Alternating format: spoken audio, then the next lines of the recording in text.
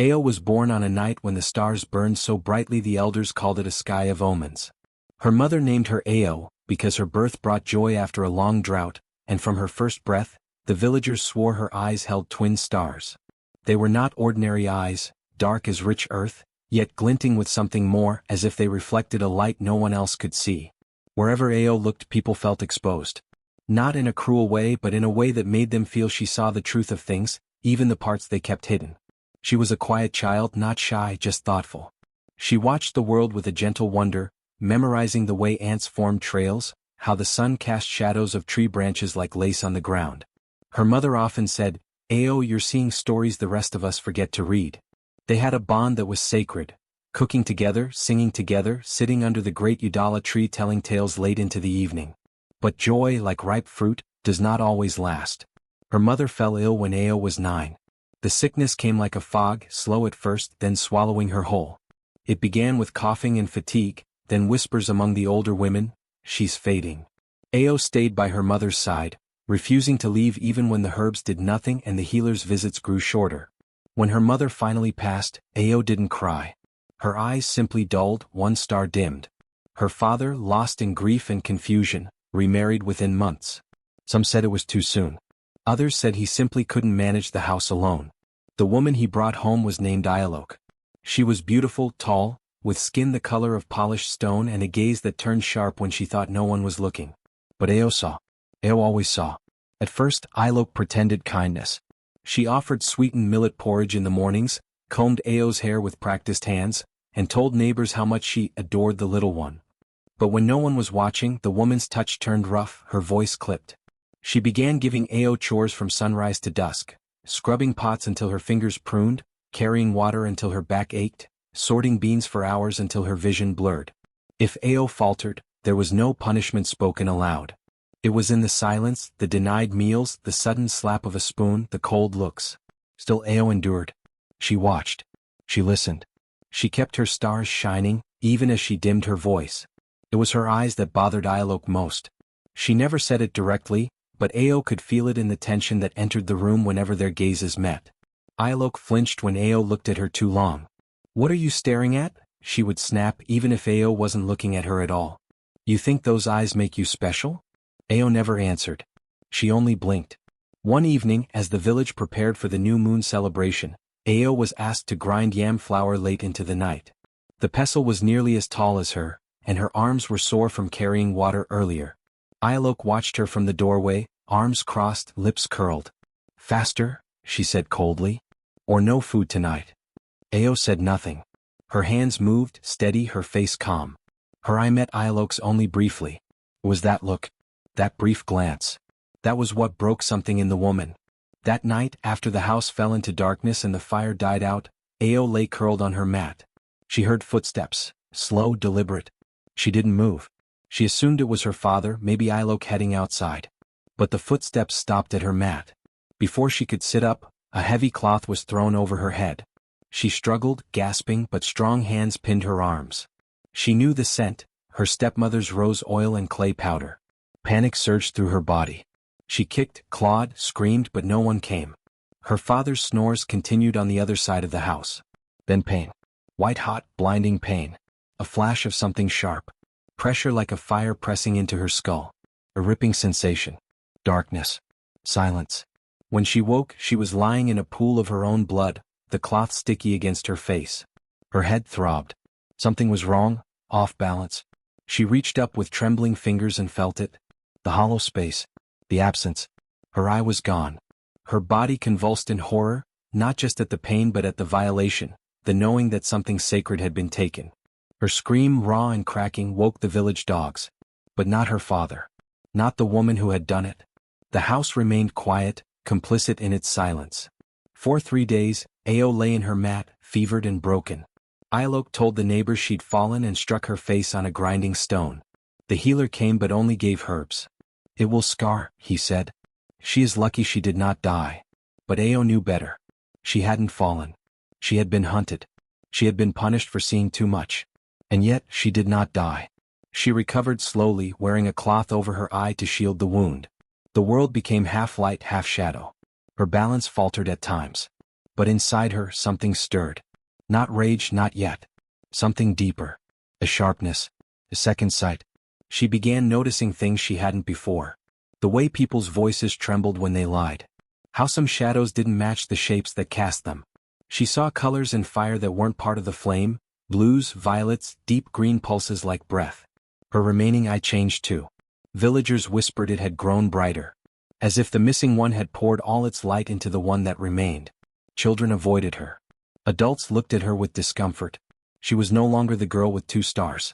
Now she was the one-eyed girl with the stare that cut through bone. And still, Ilok said nothing. She walked past Ao with a satisfied smirk, assuming the silence meant fear, that the girl had been tamed. But Ao watched. From the edge of the compound. From behind her head wrap. From the corner of her vision. She waited. Because something in her now burned that had not burned before. And someday she would look again, not with 2 eyes but with the kind of vision no one could pluck out. Ao could feel it, the pull of her missing eye. The hollow socket, where a piece of herself had once been, was no longer just an emptiness. It had become a hole in the world, a window to something she couldn't yet comprehend. As much as her mind recoiled from the memory of that brutal night, the loss of her eye became something she couldn't shake. It had left behind a strange emptiness but also a strange energy. Her stepmother, ever cruel and calculating, had hidden the stolen eye in a clay bowl, keeping it locked away in a chest in her room. Ilok believed the eye would simply rot like a piece of spoiled fruit. She didn't understand the connection between Ao and the stolen part of her, the part that now held a power beyond mortal comprehension. For days Ilok left the bowl untouched. It was just another symbol of her victory, a token of her cruelty.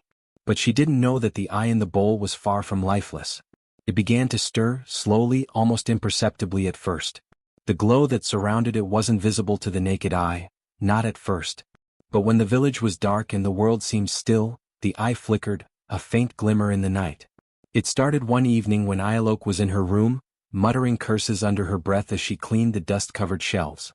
She had a task, a ritual she performed every week, to keep her surroundings immaculate. But on this night, as she placed the clay bowl on the table beside her, something shifted. The room grew colder, the air heavier. The eye began to pulse with a soft light like a heartbeat. Its black pupils seemed to shimmer as if alive, watching her, waiting. The flickering light startled Ilok. She blinked, rubbed her eyes and looked again.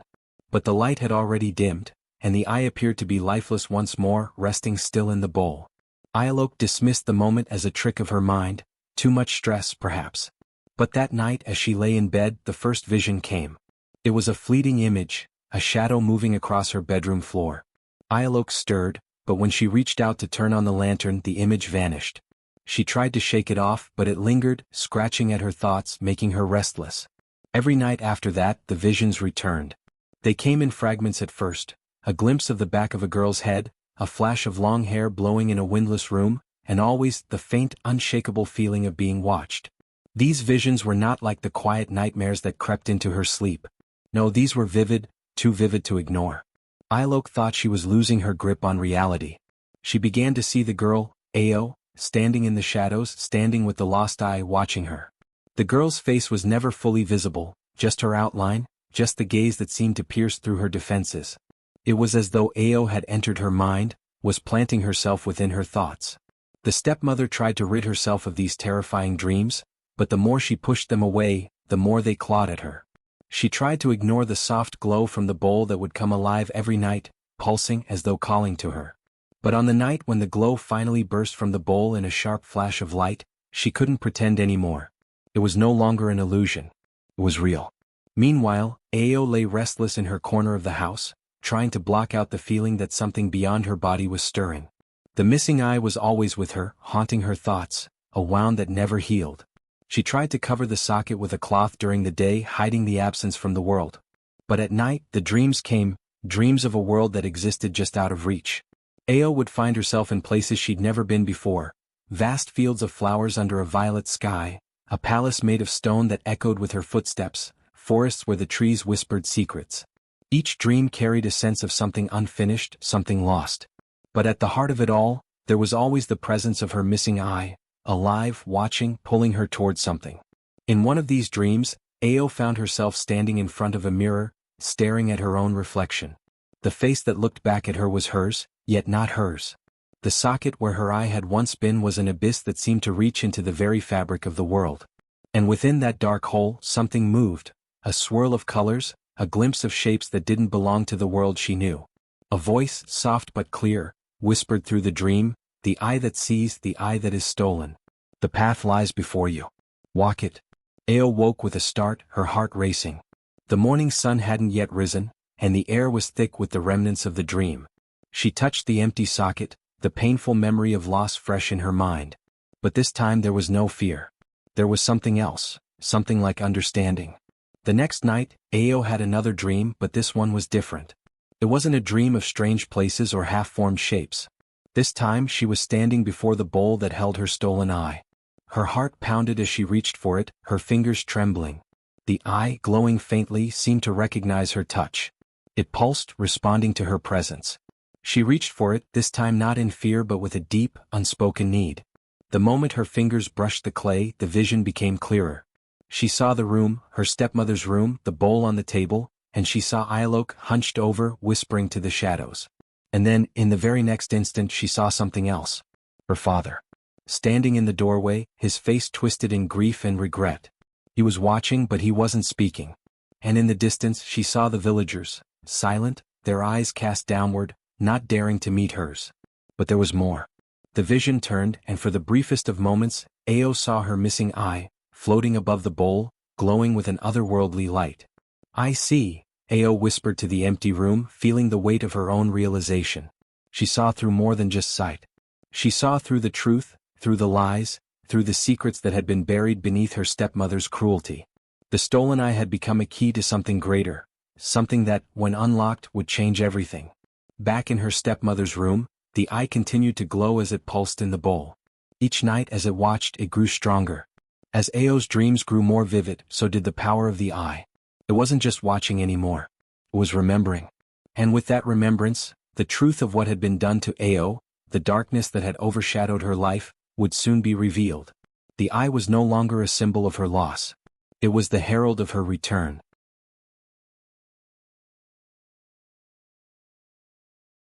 Ao's nights had become something else entirely. What had once been the realm of rest and escape had turned into a gateway, one that opened to secrets, to hidden places, to truths buried beneath layers of time and deceit. Every time she closed her eyes, she entered a world not quite of her own. She had no control over it, no understanding of the rules. She only knew that it was vivid, real, and terrifying. At first, the dreams were chaotic, a swirl of images and symbols too fast for her to comprehend. She would wake up, gasping for breath, her body drenched in cold sweat, only to forget most of what she'd seen. But as the days passed, the visions began to slow down. They became clearer, more defined. And it was during one of these quiet, haunting dreams that she saw it for the first time. A path. Hidden beneath thick vines, half covered by the ground, winding through a forest so dark that the trees seemed to consume the light. The soil was rich and red, and the air smelled faintly of damp earth. It was a place she had never been, a world that seemed older than anything she had ever known. Yet it felt familiar, like a memory distant but undeniable. She stepped forward, her bare feet sinking into the soil, and as she did, the ground whispered to her. Not in words, but in a sensation, in an understanding that bloomed within her chest like a flower unfolding. Then, like a sudden gust of wind, the vision shifted. The forest was gone. She found herself standing in a grand hall, its walls lined with faded tapestries and towering shelves filled with dust-covered tomes. A figure stood at the far end of the room, cloaked in shadow. A face emerged from the darkness, her own face but older, marked by time and sorrow. The face smiled, and it was the smile of someone who knew things, someone who had seen things others could not. Before Ao could approach, the figure vanished, leaving only a single object on the ground, a piece of cloth, aged and torn, with symbols embroidered along the edges. Ao's breath caught in her throat as the vision faded, and she awoke with a start. She was back in her room, the early morning sun casting light through the cracks in the walls, but the memory of the dream lingered. The cloth, the symbols, the path, it was all so vivid, so real. Her heart raced as she tried to make sense of it. What did it mean? What was she being shown? The next few nights were filled with more of the same, dreams of places she couldn't name, of forgotten things, of faces she couldn't quite recognize. But always there were symbols. Strange, intricate patterns that seemed to pulse with an energy she couldn't understand. They appeared on the dirt floor beneath her feet, in the sky above her, woven into the very air she breathed. It was the symbols that haunted her most. They came unbidden, as if they were memories of something ancient and far-reaching. Some of them were circular, others angular, but they all had the same eerie beauty, an elegance that hinted at something powerful, something buried in time. One morning, as the sun rose and painted the world in hues of gold, Ao found herself drawn to the earth outside her hut. Her fingers trembled as she reached down to the ground, feeling the dirt between her fingers. She closed her eyes, breathing in the cool morning air, and as if on instinct she began to draw. It started with a circle, a simple shape, but as her hand moved, the lines became more intricate. Patterns emerged, growing like a map to something hidden, to a secret waiting to be uncovered. The symbols she drew in the dirt seemed to resonate with her, as though they were pieces of a puzzle she had always known how to solve. But they weren't just meaningless shapes. They were words, each one holding meaning, each one a key to a deeper truth. By the time the sun had climbed high in the sky, the dirt was filled with lines and shapes, a sprawling diagram of symbols she couldn't explain. She stepped back, wiping the sweat from her brow, and stared at what she had created. It was beautiful and it felt important, but she had no idea what it meant. She wasn't sure why, but it seemed like the earth itself was answering her, like she was drawing out the hidden whispers of the world. As she knelt there, pondering the symbols, the sound of footsteps interrupted her thoughts. She looked up to see a few of the villagers standing at the edge of her yard, their eyes wide with curiosity. They had been watching her for some time, though she hadn't noticed. Whispers had started to spread, rumors of a girl who had lost an eye and who now wandered the world of dreams, talking to shadows and drawing strange patterns in the dirt. The villagers didn't understand. They didn't know what to make of her. "She's half-sighted but fully cursed," one of them muttered under their breath, and the others nodded in agreement. Ao felt the sting of their words, but she didn't let it show. She simply stood, brushed the dirt from her hands and turned away. She knew they would never understand what she was seeing, what she was feeling. How could they? The world she now inhabited was a place they would never enter, a place of visions and whispers that spoke to her alone. As the days passed, the dreams continued. They grew more intense, more insistent. Each time Ao closed her eyes, the symbols became clearer, more elaborate. She began to see them in the waking world as well, in the patterns of the clouds, the veins of leaves, the flow of the river. It was as though the entire world was speaking to her, and she was the only one who could hear. It wasn't long before the villagers took notice of Ao's strange behavior. They would watch her from a distance as she sat alone, tracing patterns in the dirt, muttering words under her breath. Some of them began to call her cursed, a girl touched by darkness.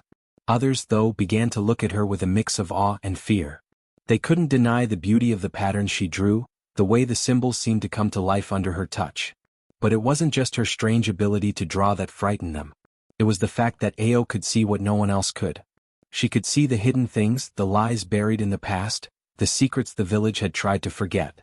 The whispers in the night, the shadows in the corners, all spoke to her in a language they didn't understand.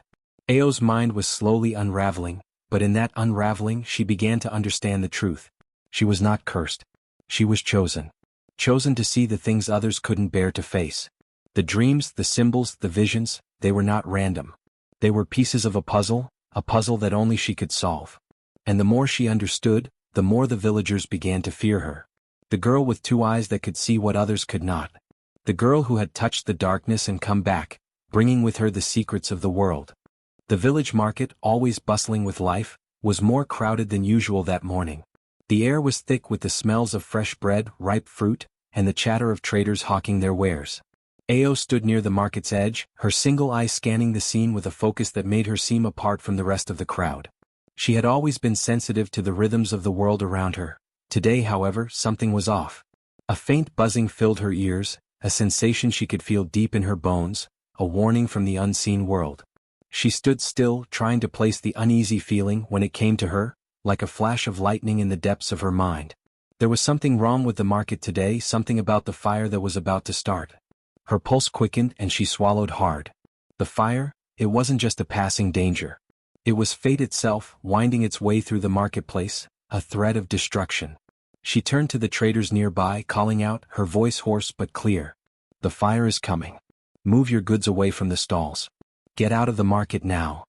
The words tumbled from her lips, urgent and insistent, but most of the villagers paused, either dismissing her as the strange girl or simply not understanding the depth of her warning. A few farmers looked her way, skeptical but curious. "What are you talking about?" one asked, his brow furrowed in confusion. "No fire. Nothing's wrong." But Ao felt it in her bones, the heat that would rise from the very earth, the crackling that would soon split the air. Her sight, sharpened by the gifts of the seeing tree, allowed her to see beyond the physical world. She could feel the energy of the market, the fragile strings of fate twisting tighter with each passing second. Without wasting another moment, Ao ran to the center of the market, shouting for the people to leave. "The fire's coming. Please listen to me." Her words were drowned in the noise of the market, but her urgency was impossible to ignore. She grabbed hold of a stallholder by the arm. "Go. Get out of here. It's starting." But the woman, seeing Ao's desperate expression, finally understood and pulled her child away from the area, urging others to do the same. Seconds later, as Ao watched in horror, a spark ignited in one of the farthest corners of the market, where a vendor had left his lamps too close to a stack of hay. The fire grew quickly, its heat explosive, as though it had been waiting for the moment to unleash. The flames spread like a wild beast, roaring to life and racing across the market. But Ao wasn't frozen by the sight of the fire, she was already moving. Her mind was working faster than her legs, calculating every escape route, every direction the flames might travel. She shouted again, but this time, her voice was barely audible over the roar of the fire. The villagers who had ignored her at first were now running for their lives, their faces pale and wide-eyed with fear. A few tried to save their goods, pulling carts and baskets out of the way, but others simply fled the area, hands covering their faces against the smoke. Ao kept her ground, watching the fire burn as the villagers scattered, some of them falling to the ground in terror, while others were lifted into the air by the sheer force of the wind. It was then that Ao noticed something strange, a glow from the sky as if the flames were reaching toward something higher, drawing energy from the heavens. She instinctively closed her eye, feeling a surge of power in the air, the fire not just a physical danger but a manifestation of something deeper, a force of nature. With her heart racing, Ao turned and ran toward the fire's origin, knowing she couldn't stop it but perhaps she could steer it. She saw the smoke rising into the sky and felt the heat begin to grow, but she wasn't afraid. She had seen worse, felt worse. The world was shifting and she was at its center, witnessing the intersection of fate and destiny. By the time the fire reached its peak, the village's defenders had arrived, armed with buckets of water and makeshift tools to combat the flames. They had heard Ao's warning. Some had listened and others, too late, had realized her words were not the ramblings of a girl but a prophecy of what would come. The villagers fought bravely, but it was only the wind shifting that finally allowed them to gain control over the fire, to stop its spread before it consumed everything in its path. When the flames finally died down, and the smoke began to clear, Ao stood at the edge of the charred market. The air was thick with the smell of burnt wood and the remnants of destruction. A few stalls had been consumed entirely, but most of the village was safe. The villagers were exhausted, standing in stunned silence, unsure of what to make of what had just happened. Tund, who had come to help fight the fire, found Ao standing still amid the devastation. Her single eye gleamed with the same intensity as the flames that had ravaged the market. He stepped up to her, a mixture of awe and fear in his eyes. "You knew it was coming, didn't you?" he asked, his voice low, almost reverent. Ao met his gaze, and for a moment, it seemed as though the whole world was held within her sight. She had seen the threads of fate woven through the market, the village, the people. She had seen what could not be seen by others. "I saw it," she whispered. "It was written in the fire." The villagers who had witnessed her warning now began to look at her with new eyes. Some were still fearful, uncertain of the power she held, while others began to wonder if she was more than just a strange girl with a missing eye. Was she truly a seer, one who could glimpse the future? Could she see fate itself, written in the winds and the flames? In the days that followed, whispers spread through the village. Ao was no longer just the girl with one eye, she was the girl who had saved them, the girl who could see what no one else could. Some were afraid of her, worried about the power she wielded, while others revered her, seeing in her a divine gift, one that could change their lives. And so, Ao stood at the crossroads of her fate, a girl with the ability to see the world in ways no one else could. She had become more than she had ever imagined, and now, the villagers would have to reckon with the reality of who she was, and what she could do. The stepmother had never been one to question the decisions she made, not even when they veered into cruelty. After all, her actions had always been justified in her mind, She had been keeping her place in the household, maintaining order, ensuring that no one outshone her. But ever since that fateful night, when Ao's stolen eye had been placed in a clay bowl, things had begun to change. It wasn't just the unsettling glow that came from the bowl at night. It was the whispers, soft at first but growing louder with each passing day. The names it spoke were not familiar, but the way it called them made her skin crawl. And then there was the blood. It had started as a faint, dark stain on the rim of the bowl. At first she had tried to wipe it away, thinking it to be a trick of the light. But it persisted, growing more vivid with each attempt to cleanse it. It was as though the bowl itself were alive, resisting her touch. One night, desperate to rid herself of the cursed thing, she had taken the bowl outside. With trembling hands she had attempted to burn it in the fire. The crackling of the flame should have been comforting, should have made the whole ordeal feel like an end. But instead the bowl began to weep. The sound was unlike anything she had ever heard, an eerie wail that seemed to come from deep within the earth. The flames curled around the bowl as if hesitant to touch it, and then, to her horror, blood began to seep from the cracks in the clay. It wasn't a trickle, as though the bowl were simply leaking. It was as though the blood was coming from the very heart of it. The blood pooled in the dirt beneath the bowl, dark and thick, and she recoiled in terror, dropping the bowl into the fire. But it didn't stop. The bowl continued to bleed, staining the ground around it, its cries growing louder, more desperate. She could not bear the sound. Her mind, already frayed by the constant weight of guilt, began to unravel. The stepmother fell to her knees, hands clasped over her ears, trying to shut out the awful noise. The smell of burning flesh or something close to it filled the air. She could not remember when she had last felt in control. She had always been the one who held the power in her household, the one who dictated the terms. But now the bowl, the thing that had once been nothing more than a tool in her eyes, had become an unholy entity. It had taken on a life of its own. She had tried to destroy it, to sever the connection between her and the girl she had wronged, but the more she tried to rid herself of the eye, the more it seemed to cling to her.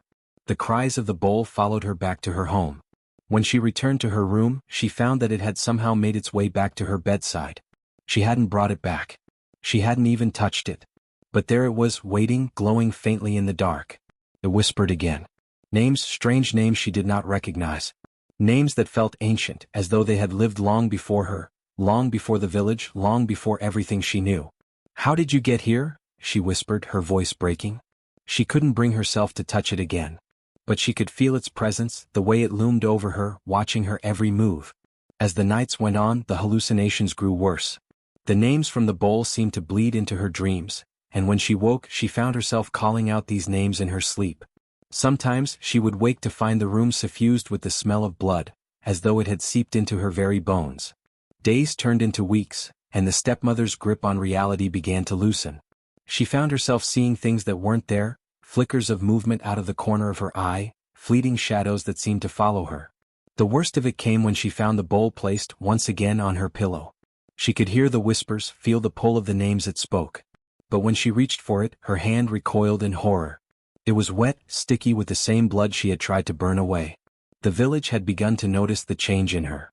Her once pristine appearance had started to falter. Her clothes were stained, her eyes wild with sleeplessness, her movements jerky and erratic. It wasn't the firelight that made her pale face look so drawn. It was something deeper, something born of guilt, of torment. She had tried to ignore the reality of what she had done, but now, with the bowl constantly in her presence, there was no escaping it. She found herself standing at the edge of the village, staring out into the woods where Ao had once been left to die. There was something hauntingly familiar about the place, the way it seemed to watch her, to whisper her name. "Is this what you wanted?" she muttered to herself, though she was unsure whom she was speaking to. Her mind was fogged, her thoughts no longer coherent. Had Ao known? Had she planned for all of this from the very beginning? Had she known that the eye, taken in cruelty, would turn into something far more dangerous than anyone had imagined? Her thoughts were interrupted by a rustling sound from behind her. She turned to see Ao standing in the distance, her single eye glowing with an ethereal light. Ao didn't speak. She simply looked at the stepmother, as though seeing straight through her. The stepmother froze, the weight of her actions pressing down on her chest. "You know what I did," the stepmother whispered, more to herself than to Ao. "You know everything." Ao said nothing. But the stepmother could feel the weight of her gaze, like a judgment passed from the very depths of the earth. It was as though Ao could see into her soul, could feel the darkness that clung to her. The bowl had returned to her room once again, waiting, watching. It was as though Ao had summoned it with nothing more than a glance, and now it rested there, its power radiating from the center of her home. "Why do you torment me?" the stepmother cried, collapsing to her knees. She wanted to believe it was a dream, a hallucination, but deep down she knew it wasn't. Ao was here, and the bowl was here, and she was caught between them, trapped in her own guilt. In the silence that followed, the stepmother realized she was no longer in control. No matter how hard she tried, the bowl would never be destroyed. It would always come back, always haunt her. The names it whispered were no longer just words. They were a reflection of her sins, her actions. She could feel the weight of the past closing in on her, suffocating her. And in that moment she knew. Ao had seen it all. She had always seen it. And the girl she had wronged would never let her forget. Ao stood before the villagers, her back straight and her posture unwavering. The evening sun cast long shadows across the dirt road that led to the village square, where the elders and the townspeople had gathered to hear her speak. Her heart beat steady in her chest, each thump a reminder that this moment had been years in the making. This was her moment of reckoning, the moment where the truth could no longer be hidden, where the lies of the past would finally come to light. The one eye that remained in her face glowed faintly, a soft silver light that seemed to pulse with an ancient power, a reminder of the strange, otherworldly gift that had been forced upon her. But that eye had also become her weapon, her shield, and her path forward. She had learned to see what others could not, and now it was time to make them see. As Ao stepped forward, the crowd parted, and all eyes were on her. The villagers had heard the whispers, rumors about the girl with the glowing eye, the one who had found her mother's bones and uncovered the truth. But today there would be no whispers, no rumors. Today Ao would speak, and her words would be as sharp as the blade her stepmother had once used to blind her. The elders were seated at the front, their faces stoic, but Ao could see the unease in their eyes. They knew why she was here. They had heard the story, but now they would hear the truth straight from her mouth. Ao took a deep breath and raised the cursed bowl she had carried for so many nights. It was made of clay, rough and unpolished, but the eye inside it was what drew all the attention. It had once been hers, her stolen eye, the one that had been plucked out by her stepmother in a fit of rage. Now it was a relic, a symbol of her suffering, her survival, and the power that had been awakened in her. As she held the bowl up for all to see, the villagers gasped. The eye inside the bowl glowed brighter now, its light pulsing with an eerie energy. The very air seemed to hum with the weight of what was about to happen. Ao's one eye flicked over the crowd, and she could feel their gaze on her, some in fear, others in disbelief, and still others in quiet curiosity. But she knew that none of them fully understood the magnitude of what she was about to reveal. "I stand here before you," Ao began, her voice steady but firm, "not as a victim but as the one who sees. I have seen the truth, and today I will show you all what has been hidden." She raised the bowl higher, and the eye within it seemed to shimmer, its gaze locking onto the villagers with an intensity that sent a shiver down their spines. She could feel the power of the eye, the power that had been locked away for so long, now flowing freely. It was as if the eye itself was alive, a witness to everything that had transpired, and now, it was ready to reveal its secrets. Ao's gaze shifted to the elders, who watched her intently. They knew the truth of her mother's death, but they didn't yet understand the full extent of the treachery that had been committed. They didn't know what Ao knew, what the eye had seen. "The eye inside this bowl," Ao continued, her voice growing stronger, "was taken from me by my stepmother, who claimed that it was to silence me. She feared what I could see, what I could know. But she never understood that the eye had its own vision. It saw more than just me. It saw what was done to my mother." The crowd shifted uneasily, and Ao could feel the tension building. The elders exchanged glances, their faces pale. They knew what she was hinting at. They knew what the eye had seen, and they could no longer ignore it. Ao set the bowl on the ground before the elders, her hands trembling only slightly as she placed it down. She stepped back, watching as the villagers leaned forward, their curiosity piqued. "Do you want to see what I saw?" she asked, her voice like a command. "Do you want to know what was done to my mother?" Without waiting for a response, Ao reached into the bowl and gently touched the eye. The moment her fingers made contact, the eye opened fully, its glow intensifying. A cold breeze swept through the village as if the earth itself was holding its breath. The eye seemed to pulse with life, its gaze unfurling like a dark flower blooming in the silence. The villagers gasped collectively, as a vision began to unfold before their eyes. The air around them seemed to warp and shimmer, and for a moment, it felt as though time itself had stopped. They were no longer standing in the village square. They were in another place, another time, one that was long buried beneath years of lies and deceit. Ao watched, her heart pounding in her chest as the vision played out. The image was clear, sharp and vivid. She saw her mother, not the frail woman she had been told about, but strong and vibrant, working in the garden outside their home. She was healthy, alive, and then, there was the shadow of the stepmother lurking in the background. Ao's breath caught in her throat as the vision shifted. She saw her mother in bed, coughing violently, her skin pale and clammy. But it wasn't an illness that had taken her, it was poison. The stepmother had poisoned her, slowly and methodically, using the herbs Ao's mother had grown herself. She watched as her stepmother had mixed the deadly brew, hiding it in the food that her mother ate. The vision shifted again, showing her father's face, guilt written all over his expression as he stood by, watching. He hadn't stopped it. He hadn't cared to save her. Ao felt the rage well up inside her, burning hotter than ever before. The truth was out now. The vision of her mother's final moments, the poison seeping through her veins, was a pain that Ao would never forget. As the vision faded, the villagers stood frozen, their mouths agape, their faces pale with shock. The glow from the eye inside the bowl slowly dimmed, but the silence that followed was deafening. Ao turned to the elders, her eyes flashing with a fierce determination. This is the truth. The truth that was buried beneath the floorboards of our home. The truth that has been hidden from us all. My mother was murdered, and the one who did it is standing here today. She paused, her gaze now locking onto her stepmother, who stood at the back of the crowd, trembling. It was you. The stepmother flinched, her face ashen. Her lips parted, but no words came out. The truth had been exposed, and she could no longer hide from it. The elders slowly rose to their feet, their faces grim as they took in the weight of what had been revealed. They turned to each other, exchanging solemn glances, before one of them stepped forward.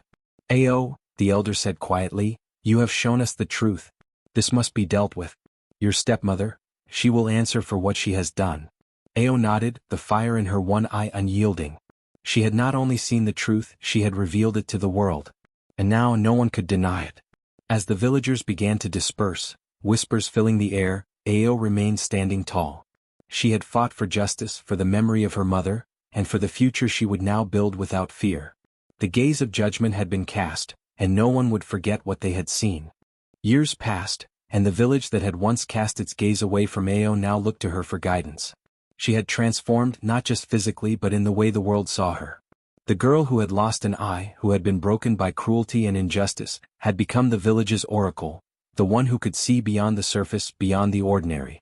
Her one eye, the only eye she had left, had become something of legend. People whispered about its power, about how it shone with a light that wasn't of this world.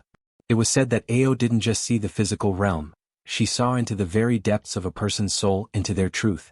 No lie could escape her gaze. Her reputation spread far beyond the village, with travelers journeying from distant lands just to stand before her, hoping to glimpse a future or receive a revelation they could not find elsewhere. In the mornings, when the sun was still low in the sky, Ao would sit beneath the old tree at the edge of the village, where the air was still cool and the earth beneath her was thick with the scent of ancient roots. The villagers and those who came seeking her wisdom would gather around her, kneeling in silence. No one spoke unless spoken to. And when they did speak, their voices were filled with reverence, as if they were in the presence of something divine. Her ability to see into the souls of others had earned her respect, but also fear. People approached her with their questions, seeking answers about their lives, their futures, and sometimes their darkest secrets. They came with their burdens, hoping to find solace or truth in her words. But Ao had no patience for falsehoods. She didn't offer empty promises or comforting lies. Instead, she gave them the truth they needed, no matter how painful. It was said that when Ao spoke, her voice carried a quiet strength that could calm even the most troubled heart. Her words were not always gentle, but they were always honest. She didn't shy away from speaking of the things people feared to face, the truths they buried deep within themselves. She had learned over the years that it was not the easy answers that brought peace, but the hard truths. One day a young man came to her, his eyes filled with desperation. He was from a distant village, one that had heard of Ao's powers and sought her out. He kneeled before her, hands clasped in prayer, and asked, "Oracle, tell me, will I ever find love? Will my heart ever be healed from the pain of the past?" Ao looked into his eyes, really looked. Her gaze pierced through him, down to the core of his being. The man trembled under the weight of her stare, but Ao did not falter. She saw his loneliness, his longing, his inability to move past the betrayal that had left a scar on his heart. She saw the choices he had made and the ones he was yet to make. Your heart, she said quietly, is a battlefield. But it can heal, if you are willing to face what you have been running from. Love will not come to you while you are hiding from your own truth. You must first reconcile with the past, and only then will you be able to open yourself to the love you seek. The young man bowed his head, tears welling in his eyes. He had come seeking a simple answer, but Ao had given him something more, a call to confront his own heart, to look into the darkness and bring forth the light. As the years went by, Ao's fame spread even further. Yet she remained the same, the girl who had once been abandoned, who had lost so much and had found strength in her suffering. She was no longer a victim. She was an oracle, a guide for those who were lost in their own darkness. Her story became legend. It was told in hushed tones by those who had met her, and in the songs of travelers who carried the tale to faraway lands. Ao was the girl who had been blinded by cruelty, yet had gained vision beyond the physical world. She had seen the truth in herself and in others, and had made it her mission to help others do the same. The villagers no longer saw her as the girl who had suffered. They saw her as the one who could see the world as it truly was, with all its beauty and its darkness. And though Ao had given them answers to their questions, she had also given them something more, hope. For in the end, it wasn't her eye that made her powerful, it was the truth she had found within herself. And so, as the years stretched on, Ao's name became synonymous with wisdom. Her one eye, the symbol of her strength, became a beacon to those who sought clarity. In the end, the girl who had been silenced by her stepmother's cruelty had become the woman who saw everything. The girl who lost sight had gained truth. And in that truth she had become something no one had ever expected. An oracle, a guide, a legend.